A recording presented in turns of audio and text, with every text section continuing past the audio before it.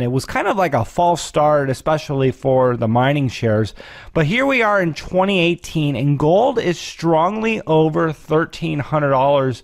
And I think that's instilling some sort of confidence, at least, in the market. But to talk with us about this today is Bill Murphy. He's a returning guest. He's an analyst of precious metals, and he's with the Gold Antitrust Committee, GATA.org, and his website, Le Metropole Cafe. Bill, thanks for coming on Crush the Street with me today. Hey, Kenneth, great to talk to you again. Thank you. Well, Bill, if you wouldn't mind, based on kind of how I introduced the call here, can I get your thoughts on precious metals at the moment? Yeah, it's an extraordinary time. I've never seen such suppression in the 20 years I've been doing this in terms of the, yes, gold's gone up something. It's only been down like 1 day in 3 weeks, but the gains are minuscule. The gold open interest on the COMEX, the short and long positions of traders, has gone up like 100,000 contracts in 2 weeks. The gold cartel, as we call it, the bullion banks and the government, are going bonkers to stop the price from going above 1320. Silver is the worst acting market I've ever seen in 40 years. It can't even stay above 17, which is 1/3 the price it was 38 years ago.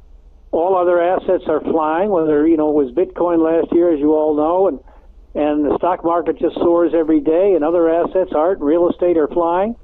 And gold's at this pitiful price. And they're just trying to do everything they can to keep their control intact. And don't get me wrong, I think gold and silver are just going to go berserk and explode when this gold cartel, as we call it, blows up. It's just, I've never seen such suppression concentrated in such a short period of time, and it's going to end, but it's very frustrating for someone who watches it all day long like I do. Well, it's kind of an interesting dynamic here going into 2018. The market seems to be getting stronger if you listen to the mainstream news outlet, and to a certain degree, we're seeing some strength with the jobs, and GDP looks like it's going to be as high as it's been in a while. And this is traditionally not super positive for gold. But in light of that, I know you're not super excited in terms of what we're seeing with gold with its minor moves. We are seeing some strength in gold in the face of what is seemingly a stronger market. And usually gold is a safe haven type of asset. So, any comments as to the dynamics of the quote-unquote strong? That's a very good point, and that's absolutely true. At the same time, the dollar is under a lot of pressure. You have to wonder, if things are so good in the United States, in real terms, why is the dollar acting so poorly? Terrible. And then, as I mentioned earlier, you've got oil that's, took out $64 a barrel. It doesn't seem like there's much resistance. It's 4-year highs till it gets to 80. It's just that gold and silver are the cheapest assets in the world, and they should be much, much higher than they are. They would be if this gold cartel can be overrun. At the time being, as I said earlier, they are going all out like I've never seen to stop these markets. And do I think they're both going to explode, and when silver gets above 21, it's going to go absolutely bonkers? Absolutely, very much so. It's just frustrating to see them go into action like they are. And yes, what the heck, we've only had 1 or 2 down days in 3 weeks in gold, but it's so labored, and gold should have been blown through 1,400 by now. Right. Well, I know what you mean, and having watched the most recent bull market in Bitcoin, we got used to seeing $100 moves and more. I think we've seen some $1,000 moves in a day in Bitcoin, and it's almost made us numb to a $10 move in gold, which that's what we've gotten used to getting excited about, right? And when it's $100, it's like the biggest deal in the world. But that's really what we should be seeing, and that's what I'm gathering from you. Eventually, this should just burst open. Well, and that's a very good point. I recall a year ago I was at a Jeff Berwick conference, and the Bitcoin people were excited because Bitcoin was $1240, it's the same price as gold. And I was like, got all disgusted, and they were like, these guys are so excited. And of course, that's nothing compared to what it is now. It's 1,000% higher than that, and good for them. And to me, it just shows how much an outside the market vehicle, or what it's done, how much gold and silver are suppressed. This is how bad the situation is in terms of what this gold cartel has done, and they are going to blow up.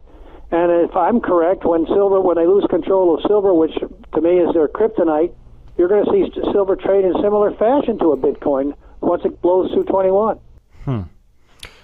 Yeah, good point on that.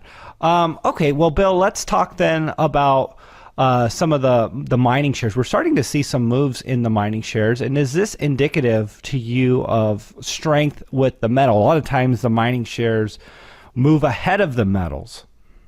Well, you had the HUI took out a triple bottom, and it looked horrendous just a few weeks ago. And of course, it was a false breakdown, which is the best kind of thing for a bull market. And then it's rallied straight back up to the 195 area or whatever, and it's been very quiet. The problem is there's still not much excitement. It certainly is a good change of pace from what we've seen, but if you look at the HUI over the past year, it's really nothing. And when you compare it to other stock prices, and that's part of the problem, in my opinion, is that we have a relative issue in the sense of what, as I mentioned, what other assets have done, and it's completely it should not be, and it will change. But they're trying to keep things under control, and I think the gold silver shares will be one of the great investments of all time at these levels, and as also that the risk reward ratio in buying physical gold and silver at these levels is as good as it's ever been in history. Doesn't mean we can't go down. It just means the upside is so extraordinary compared to the downside. Even with all this suppression, it's a great time for investors to be looking at some of these beaten up shares. And by the way, if I may add, at the turn of the century, some of these gold and silver shares, the smaller ones, exploration ones and juniors, traded almost in similar returns from bottom to top as a Bitcoin did. I know that's hard to imagine, but I mean, not quite as much, but they were extraordinary. Ones that went from a penny to $3 and so on. Sure. I think it was probably easier to disregard Bitcoin when, the market cap of either Bitcoin or the entire market cap of the cryptocurrency space was a couple $2 billion, and say that there is really no diversion of attention. But I mean, we now have the cryptocurrency space approaching $1 trillion in total market valuation. And I'm just wondering, along with the manipulation of precious metals, do you think a lot of people are being sidetracked from putting their money into precious metals because of the Bitcoin sideshow? No question about it. This is many of the reasons what Bitcoin has done to cryptocurrencies is why many of us were gold and silver in the first place, to be out of the system with all the money that's flowing into it. And again, as I said, good for those people.